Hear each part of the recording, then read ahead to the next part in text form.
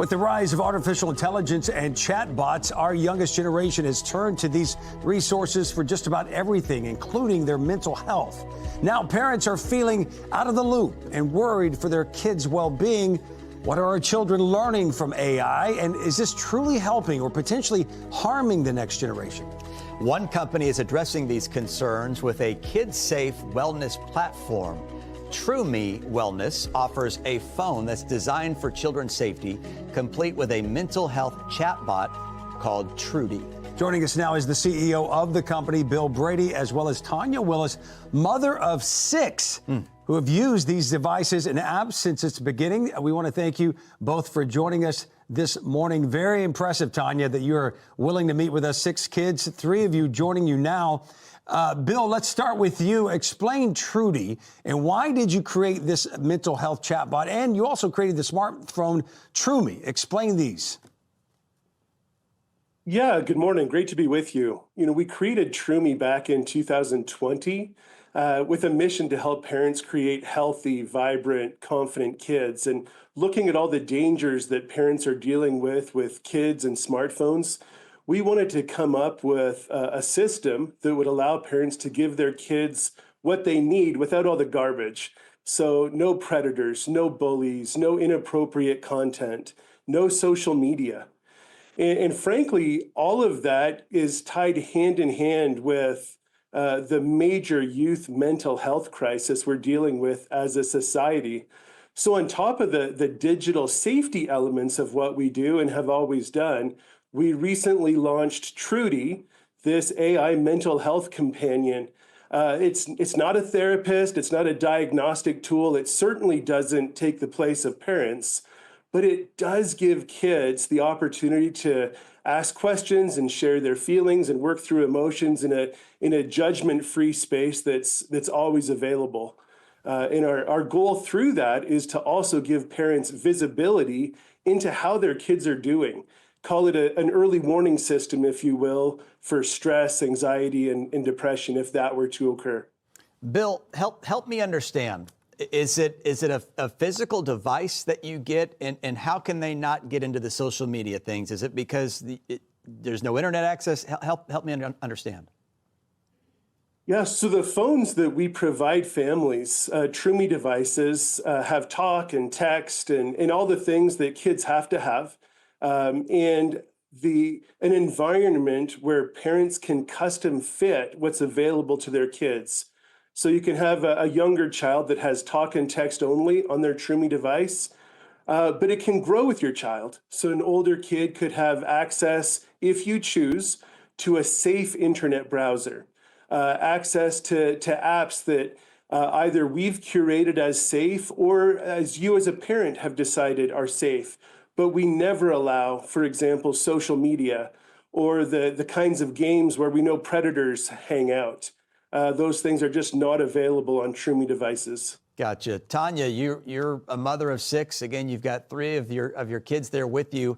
How did you first find Troomi, and how has this helped your kids?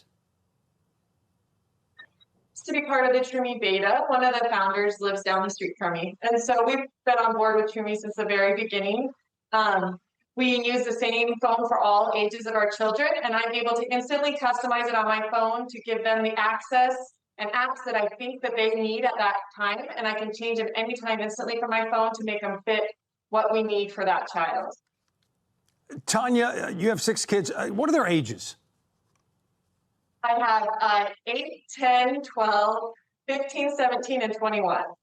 As a mom, how do you withstand all the pressure they're receiving from their friends and just society and maybe their schoolmates? Maybe they homeschool, but maybe they have sports mates and they're around other kids that are pressuring them. Hey, are you on Instagram yet? Are you on this yet? Snapchat. Do you allow them to do that? Plus Troodi and Troomi, or no? So that would depend on the age of the child. My oldest 2, the 15 and 17-year-old, they use some apps that have a social media element to them, like their workout app where they can share things through that. But no, we're not, they don't have Facebook or Instagram yet. And most of their friends don't either. A lot of them. Yeah, we kind of live in a lucky place where our state has really pushed the dangers of social media and the mental health issues that it has on our teenagers. And I think parents are listening. And Bill, she just said the dangers of social media. Was that one of the components when you came up with this idea? Yeah, from the very beginning, we've been very conscious around the statistics, which are indisputable now, that excessive screen time and especially social media really are lending. They're not all of the cause, but they're part of the cause of skyrocketing levels of stress and anxiety and depression and loneliness among our children. And so that's just a step. We've said, hey, let's make it easy for parents and not even allow those things on our devices. Tanya, what conversations did you have with your kids before they got their devices? The phone is owned by the parents, and they know that we have full access to everything. And the great thing about Troomi is that I have access to every picture that is sent or received from the phone. It has a AI that screens them and will blur pictures if it trips it as possibly not being appropriate for my child to see, and then I can go in and see it and approve or unapprove them even going into their phone where they can see it. And so we just really talked about how the phone is not their device to have privacy. We get to all see what's going on it, and it helps. And I love it too because it lets you see what they're maybe struggling with or what they're talking about with their friends, and then you can subtly bring it up in conversations, and maybe they don't even know that that's where you got the idea to ask those questions. Bill, Tanya has 6 kids. I see a big picture of you behind. I'm assuming that's your family. You have 4 or 5 children. Correct me if I'm wrong. And did you consult them? Did you get advice or sit them down and say, hey, Daddy's coming up with this thing called Troodi.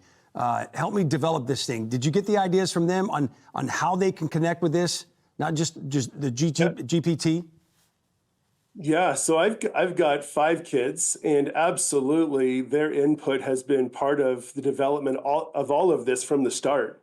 And when we were coming up with the concept of Troodi as an optional functionality on the phones, absolutely talked through that with my kids. And I learned, frankly, kids are already using other systems. You know, they're using ChatGPT, for example, and asking it anything and everything.